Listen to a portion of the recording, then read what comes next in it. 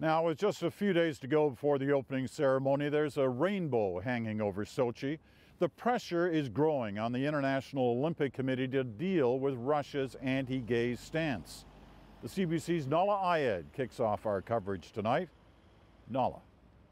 Peter, it's a controversy that has no doubt lingered, but it may have opened the door to change. The only rainbow colors here seem to highlight what's absent. For gay activists, the unintended irony not lost. This is a country that effectively bans public expression of homosexuality, where the idea of a gay pride house on Olympic premises was forbidden outright. It's an idea first introduced by Canadians at the Vancouver Winter Games. It was then taken up by London, but stalled in Sochi. It's why two Canadians have come all the way from Vancouver to try to make sure Sochi is just an exception.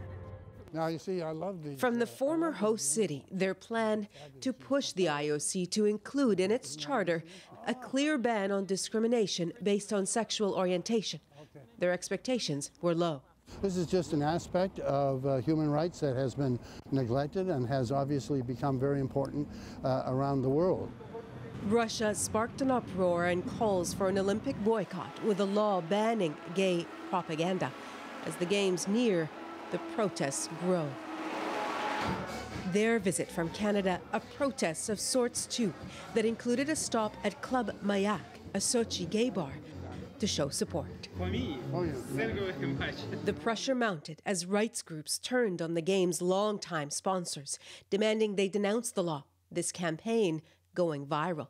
For the IOC, not exactly comfortable. Wasn't there something that could have been done on your part or the Russian government's part to avoid this entire controversy? We have done what we have to do, and that means to ensure the application of the Olympic Charter in the Olympic Games. But he did say the IOC was open to discussing a change to the Charter.